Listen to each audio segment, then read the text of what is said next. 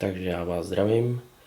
Dostal se mi do ruky ten detektor. Je to detektor od firmy Bosch DTEC 150 a my se koukneme, co všechno tenhle detektor, co všechno tahle věcička umí a co zvládne.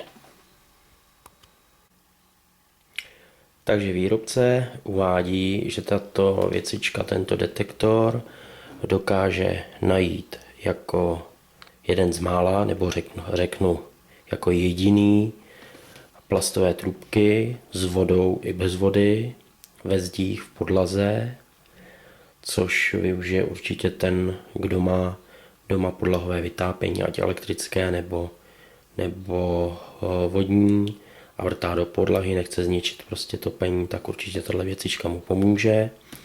Další věc v příčkách sádrokartonových, tahle věc samozřejmě krom kabelů pod napětím a kabelům bez napětí dokáže najít profily kovový, samozřejmě v betonu Roxory neboli armaturu a samozřejmě pozinkový trubky, měděný trubky, nemagnetický kovy a samozřejmě jiné věci, které se skrývají pod vomítkou. Je toho dost, co najdeme třeba při rekonstrukci baráku. Tak a teďka už se koukneme, co tahle krabička skrývá.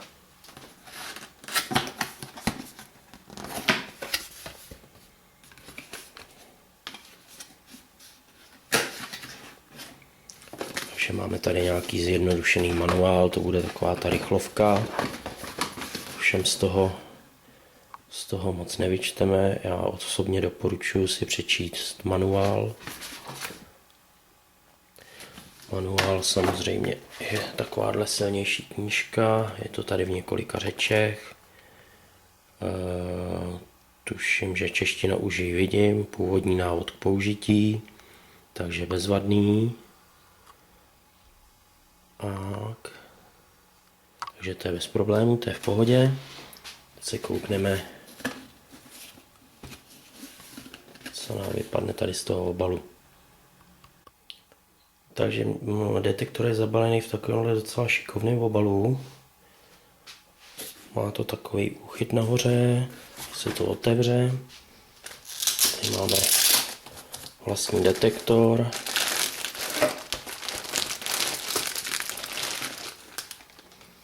Tady je přihrádka na návody, na ten silný manuál nebo cokoliv jiného. Krom toho manuálu to balení obsahuje ještě, tady v této kapse po boku jsou 4 baterie, 1,5 V, které se vkládají sem pod tuto rukojeť, sem do tohohle předního krytu. Zezadu vlastně vidíme ten samotný senzor.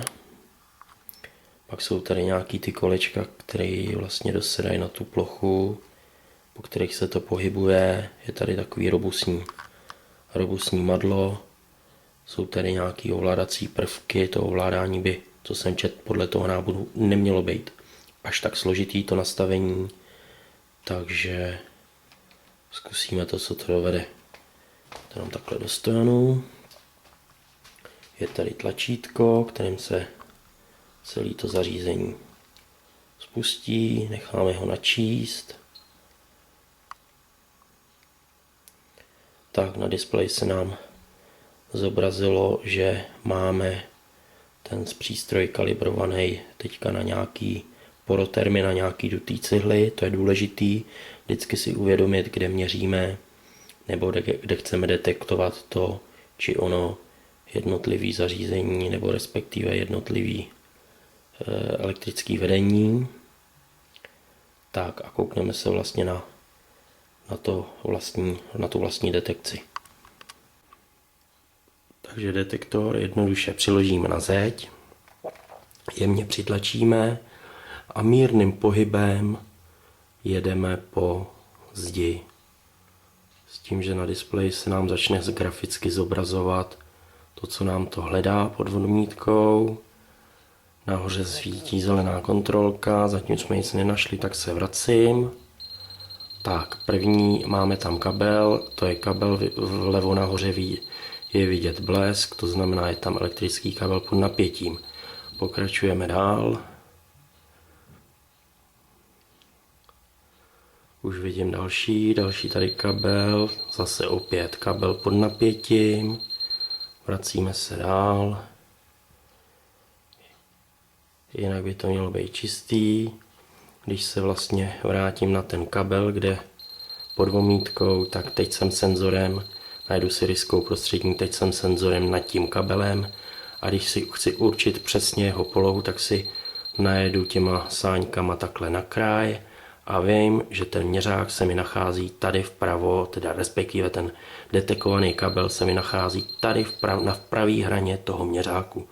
Takže je to výborná věc, že se to takhle graficky zobrazuje na tom panelu.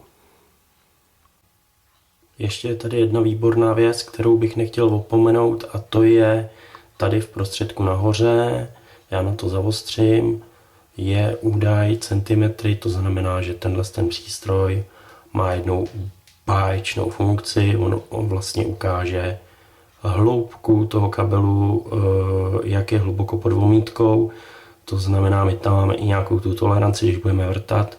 Víme třeba, že je 3 cm pod omítkou, tak víme, že třeba 3 cm ta možděnka se můžeme klidně zavrtat, aniž bychom poškodili to vedení. Takže já to teďka zkusím. Zase jdu po té zdi, jak jsme si to ukazovali. Tady se nám objeví, tuším, že kabel pod elektrikou. Teď nám ukazuje, že je těsně vlastně 0,0 cm, to znamená, že je skoro pod omítkou těsně. Já to zkusím ještě takhle projet jednou, jestli se ten údaj neupraví. Je to opravdu těsně pod omítkou, takže tady bych opravdu nedoporučoval vůbec vrtat nebo nějak prostě se zabývat s nějakým přitloukáním nějaký skobičky nebo nějakého obrázku.